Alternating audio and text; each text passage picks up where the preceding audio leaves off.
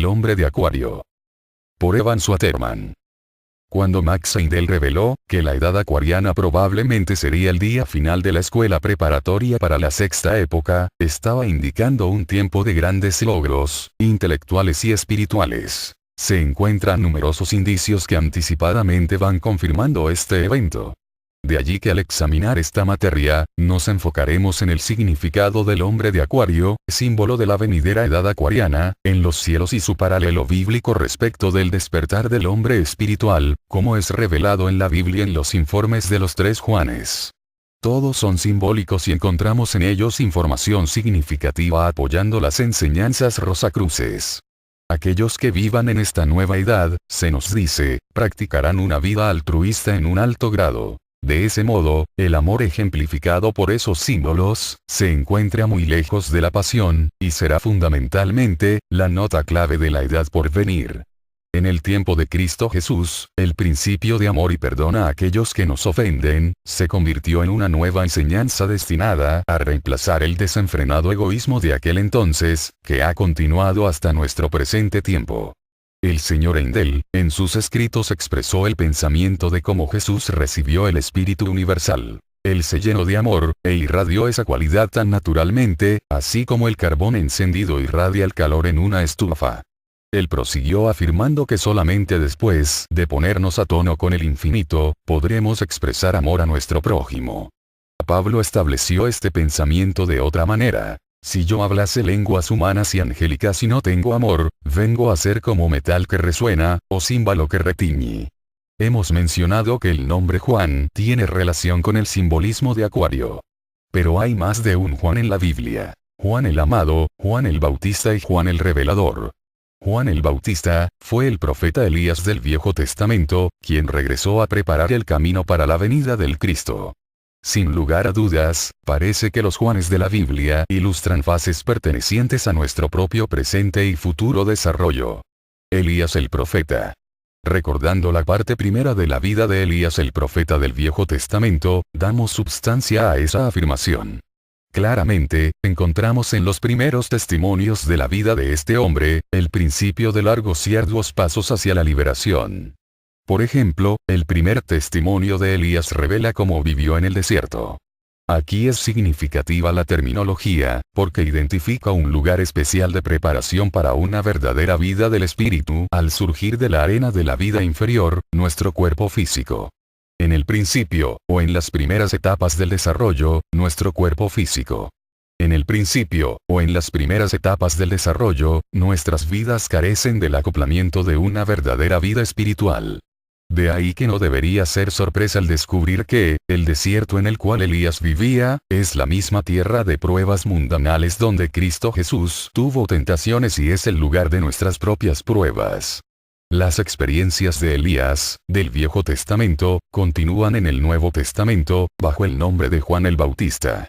Pero aquí el mensaje a la gente, las facultades internas, es estar listo para la venida del Cristo, o la conciencia crística. Es el Juan de este nivel de desarrollo, el del bautismo de la gente, el que descarta 2 viejos y negativos patrones de pensamiento por la experiencia de los positivos y nuevos patrones, que aceleran el desarrollo en todo hombre.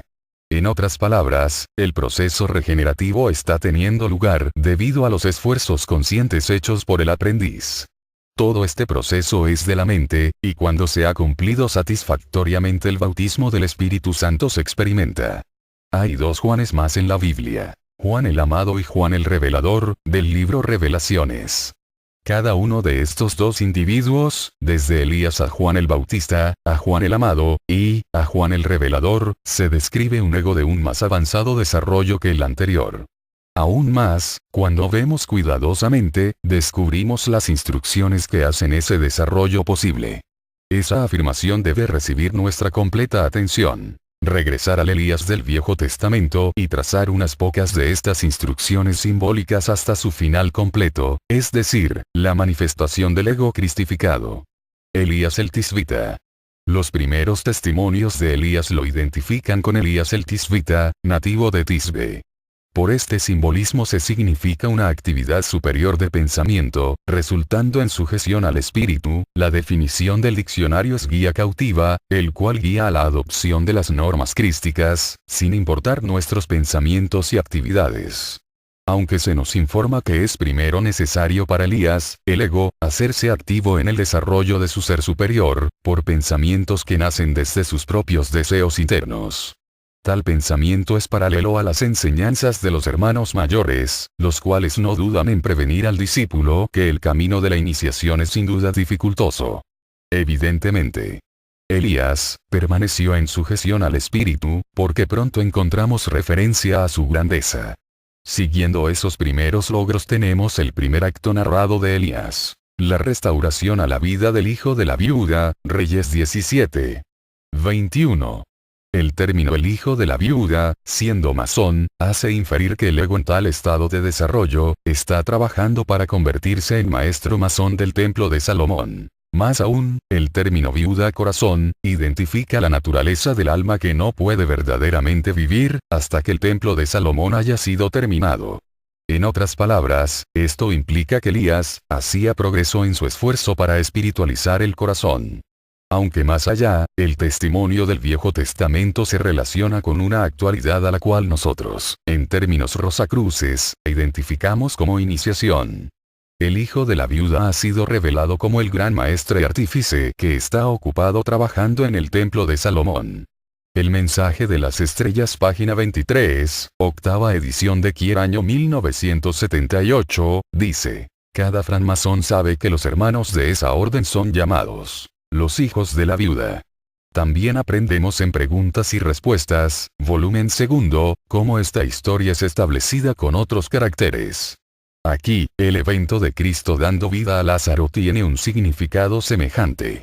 Salomón se convierte en Jesús de Nazaret, el Hijo del Hombre, y Ram-Aviv se convierte en Lázaro. Él fue también el hijo de la viuda de Naín, y las dos resurrecciones son un solo evento, referentes a la iniciación.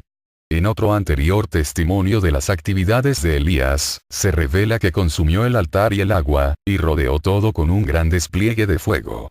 Aquí tenemos una clásica ilustración, de la cual como Max Seidel asevera que el simbolismo a la vez oculta y revela es aplicable, porque después de que ese simbolismo ha sido descifrado, tenemos un interesante mensaje.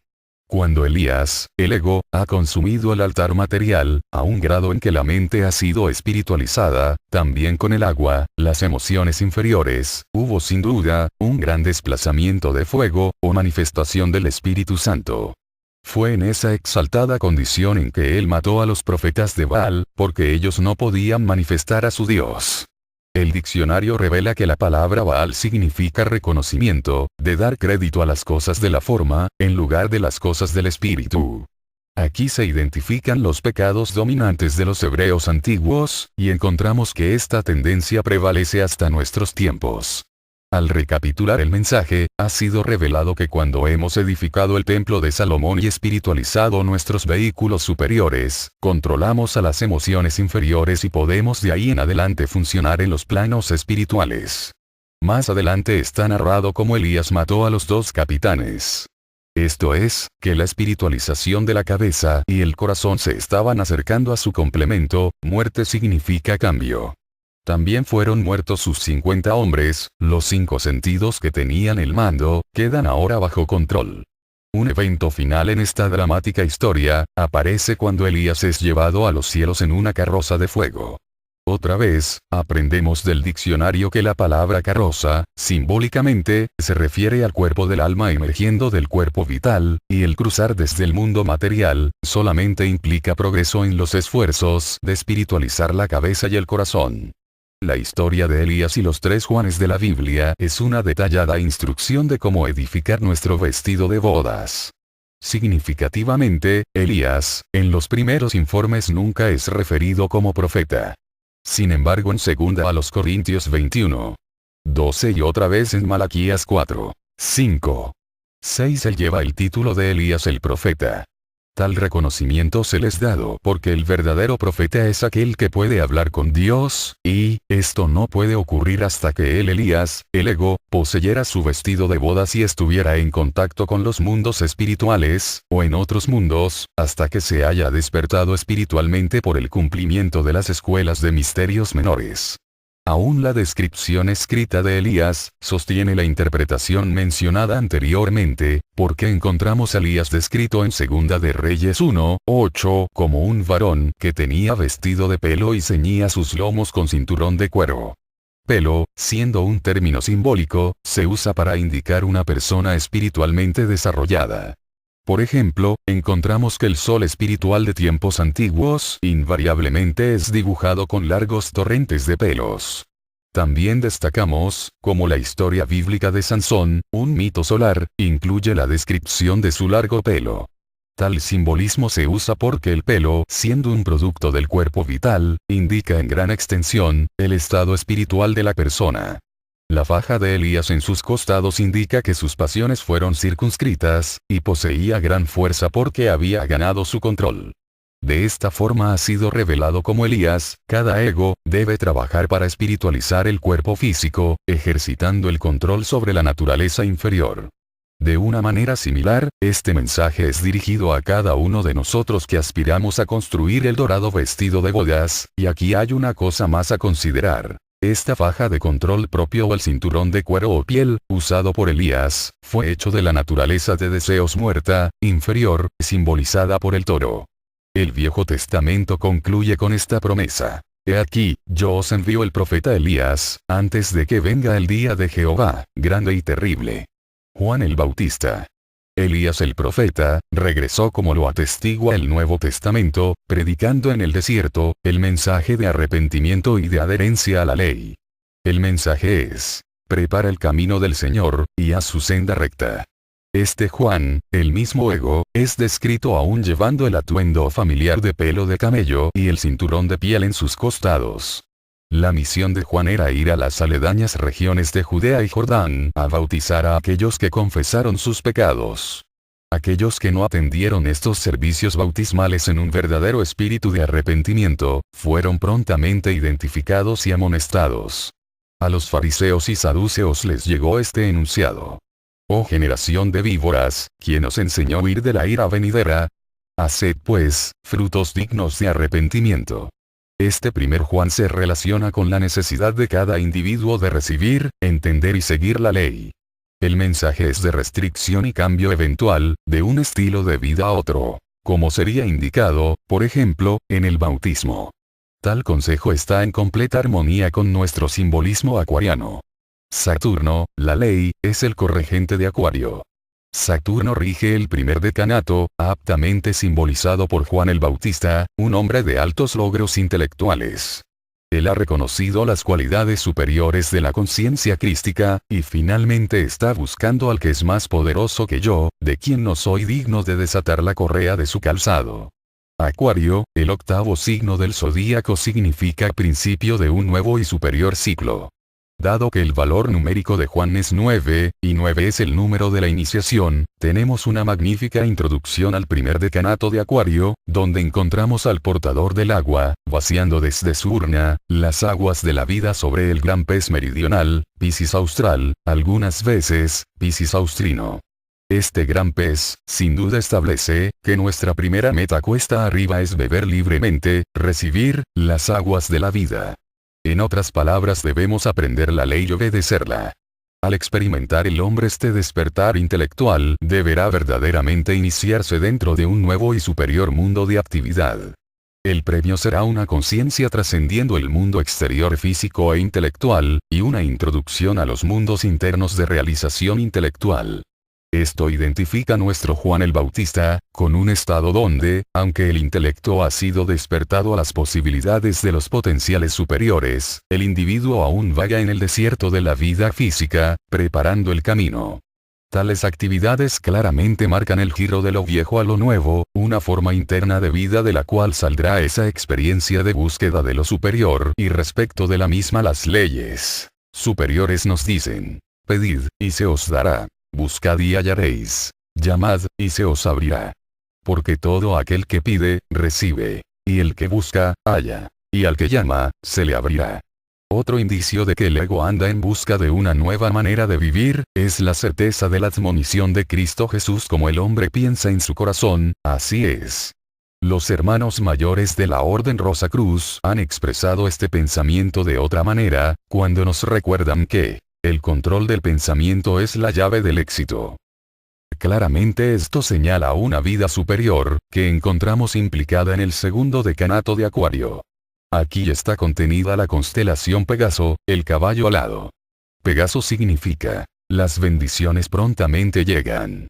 José 6, un ministro de Filadelfia y autor del libro El mensaje en las estrellas, escribió: Pega, o Pacha en los dialectos noéticos significa, el jefe, y la última parte de sus escritos nos dicen que, significa, no solamente un caballo, sino, regresando serenamente, o, viviendo con la idea de traer alegría. Por esto es el jefe. Porque regresar otra vez en gran victoria, y, con buenas noticias, y bendiciones para aquellos a los cuales viene. Así vemos el proceso de regeneración, guiándonos a la Pascua, o, pasando sobre un plano a otro. Pegasus es también conocido como el caballo alado de Mercurio, y este símbolo representa la espiritualización de la naturaleza inferior, así como el desarrollo de la innata capacidad al cambiar de lo malo a lo bueno, por el control de la mente. Esta es una fase superior de la actividad de Mercurio. Cuando alado, se convierte en símbolo de elevación del espíritu, acoplado con inteligencia, pensamiento e imaginación. Por esto significa que el caballo se muestra como símbolo de actividad intelectual, la cual debe ser engarzada y seguida por la voluntad, y hecha para tirar la carroza del intelecto del hombre, cuando él desee marchar. Las alas simbolizan nuestras aspiraciones dirigidas, y cuando perfectas y completas el alma se remonta, por ellas, se constituyen en el regente de su universo. Más, aún, alas implican movilidad. Y cuando este significado es combinado con iluminación, la posibilidad del progreso en evolución espiritual, se plasma. Nosotros ahora podemos apreciar el enunciado de Cristo Jesús. Son templos del Dios viviente. Las enseñanzas de los hermanos mayores, así como el Nuevo Testamento, revelan que este templo de Dios viviente es sin duda, interno. El consejo de Pedro estaba bien fundado cuando decía: hacéis bien en estar atentos como una antorcha que alumbra en lugar oscuro, hasta que el día aclare, y el lucero de la mañana salga en vuestros corazones. Segundo de Pedro 1, 19.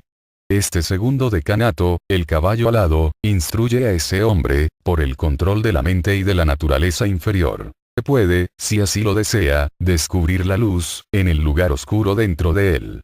De las enseñanzas rosacruces se infiere que, así como nosotros controlamos las emociones y la mente, el cuerpo vital, del cual se edifica el dorado vestido de bodas, es espiritualizado.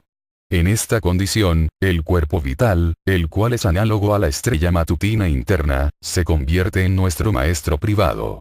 Hasta este estado de desarrollo varios fenómenos han tenido lugar. Juan el Bautista, el primer Juan, ha reconocido y bautizado a Jesús, con el resultado de que la dominación del intelecto ha ganado, mientras que la estrella matutina dentro de nuestro corazón debe, como Juan el Bautista dijo: es preferible que él crezca, pero que yo mengüe. Juan el Amado. La multitud ya no es más inducida al arrepentimiento. El segundo, Juan el Amado, ahora descansa calladamente en el gran amor del Cristo y resuelve sus problemas a través del Cristo, al cual encuentra en su corazón. En esta forma es revelado el significado del segundo Juan, el segundo decanato de Acuario, el cual es regido por Mercurio, el mensajero de los dioses. Así como la blanca paloma es símbolo del espíritu, así también el blanco y elegante cisne volando es en el tercer decanato, el emblema adecuado para el iniciado. Es decir, sobre el ala y en el acto de rápido vuelo. Aún el hombre de la constelación Cygnus, del griego y latín, lleva el significado circulando y regresando. Encontramos muchas identificaciones de este pájaro, rey de las aguas, oculto en el nombre de las estrellas de esta constelación.